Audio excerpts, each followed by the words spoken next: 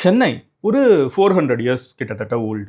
1000 இயர்ஸ்க்கு முன்னாடி நம்ம பொன்னியின் செல்வன் ராஜராஜ சோழன் வந்து வாழ்ந்திருக்காரு. 2000 இயர்ஸ்க்கு முன்னாடி ஜீசஸ் கிரைஸ்ட் வாழ்ந்திருக்காங்க. பட் அவங்களுக்கெல்லாம் முன்னாடி கொஞ்சம் வருஷம் இல்லை, அவங்களுக்கெல்லாம் thousands ஆஃப் இயர்ஸ்க்கு முன்னாடி கிட்டத்தட்ட 3000 இயர்ஸ்க்கு முன்னாடி, எப்படி 3000 இயர்ஸ்க்கு முன்னாடி தமிழ்நாட்டுல மனிதர்கள் ஒரு பயங்கரமான சிவிலைசேஷன்ல வாழ்ந்திருக்காங்கன்னு சொன்னா உங்களால நம்ப முடியுமா?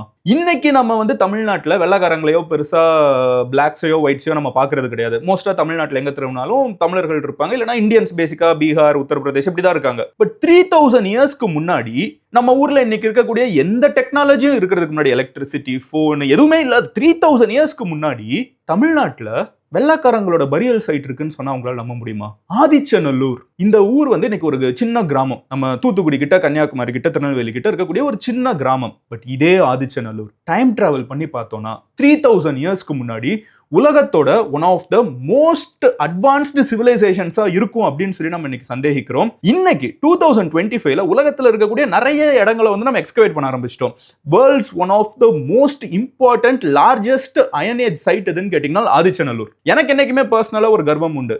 நம்ம வந்து Madurai Keeladi one of the oldest அப்படின்னு சொல்லிட்டு 2600 இயர்ஸ் பழமைன்னு நான் யோசிச்சுட்டு இருந்தவனை வந்து ஒரு செகண்ட் அப்படியே தட்டி, டேய் நான் 3000 இயர்ஸ் ஓல்டா இங்க ஒருத்தன் இருக்கேன்டா அப்படின்னு சொல்லிட்டு ஆதிச்சநல்லூர் என்னை எழுப்பி விட்டு இருக்குது. சோழர்களுக்கும் முன்னாடி முந்தைய பாண்டியர்களோட ஒரு முக்கியமான இடமா இருந்த ஆதிச்சநல்லூரை வந்து ஒரு வெள்ளக்காரங்க கண்டுபிடிச்சு நம்ம கையில கொடுத்து, இன்னைக்கு இந்த ஆதிச்சநல்லூருக்கு வந்து நிறைய இம்பார்ட்டன்ஸ் கொடுக்கணும். இதை பத்தி தயவு செஞ்சு பேசுங்க. உலகத்துல இருக்கிறவனுக்கெல்லாம் இந்த தமிழ்நாட்டில் இருக்கக்கூடிய இந்த ஆதிச்சநல்லூரோட இம்பார்ட்டன்ஸ் தெரியுது, நம்ம ஊர்ல இருக்கிற நிறைய பேருக்கு தெரிய மாட்டேங்குது, ஆதிச்சநல்லூரை பத்தி பேசுங்க அப்படின்னு சொல்லிட்டு எனக்கு வந்து ஒரு பெரிய டிஎம் வந்து இன்ஸ்டாகிராம்ல வந்துச்சு. என்னடா ஆதிச்சநல்லூர் அப்படின்னு சொல்லி எடுத்து பார்க்க ஆரம்பிச்சேன்.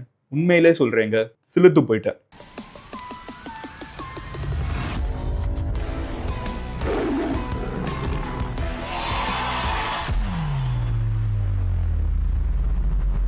ஆதிச்சநல்லூர் அப்படின்னு சொல்லப்படக்கூடிய இந்த ஒரு இடம் வந்து தாமிரபரணி ஆத்தோரத்துல இருக்குது. ஓகேவா? தாமிரபரணியோட ஆத்தோரம் அப்படின்னு சொல்றப்போ தூத்துக்குடியில இருந்து நம்ம இந்த கொற்கைன்னு ஒரு இடம் சொல்லுவாங்க. கொற்கை அப்படின்னு ஒரு சின்ன கிராமம். இன்னைக்கு அகைன் வந்து ஒரு சின்ன இடம் தான் இன்னைக்கு தூத்துக்குடி கிட்ட இருக்குது.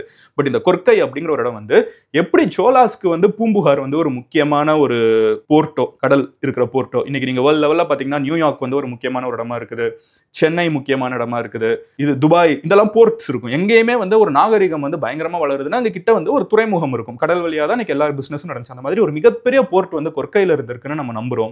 இந்த கொற்கையில இருந்து ஒரு 15 கிலோமீட்டர்ஸ் தூரத்துல நம்ம வந்தோம்னால் ஆதிச்சநல்லூர்ங்கிற ஒரு ஊர் இருக்குது. இதுல என்ன பியூட்டினா 3000 இயர்ஸ் கழிச்சு இன்னமும் இந்த இடத்தோட பேர் ஆதிச்சநல்லூர் தான், கொற்கை தான். ஓகேவா? இந்த ஆதிச்சநல்லூர் அப்படின்னு சொல்லப்படக்கூடிய இந்த ஒரு இடத்த வந்து 1876ல வந்து ஒரு ஜெர்மன் எத்தனாலஜிஸ்ட் டாக்டர் எஃப் ஜாகோர் அப்படிங்கிறவர் வந்து முதல்ல இந்த இடத்துல இருக்கக்கூடிய பானைகள் எல்லாத்தையும் பார்த்துட்டு, ஊர்ல இருக்கிறவங்க யாரும் இதை பெருசா மதிக்க மாட்டீங்க, இது பயங்கர வேல்யூபிளான விஷயம்ப்பா, நான் பத்திரமா வச்சுக்கிறேன் அப்படின்னு சொல்லிட்டு ஒரு பஞ்ச் ஆஃப் பாட்ரியை வந்து முதல்ல எடுத்துட்டு ஜெர்மனிக்கு போயிடுறாரு, பெர்லினுக்கு போயிடுறாரு. பெர்லின் மியூசியம்ல இருக்குங்கிறாங்க. என்ன மியூசியம்ங்கிறதுல நிறைய குழப்பம் இருக்குது. ஏன்னா பெர்லின்ல ஏகப்பட்ட மியூசியங்கள் இருக்குது. பட் எப்போ 1876ல 1976 150 இயர்ஸ்க்கு மேல ஆயிடுச்சு. ஓகேவா? 150 வருஷத்துக்கு முன்னாடி ஆதிச்சநல்லூரை யார் கண்டுபிடிக்கிறாங்க?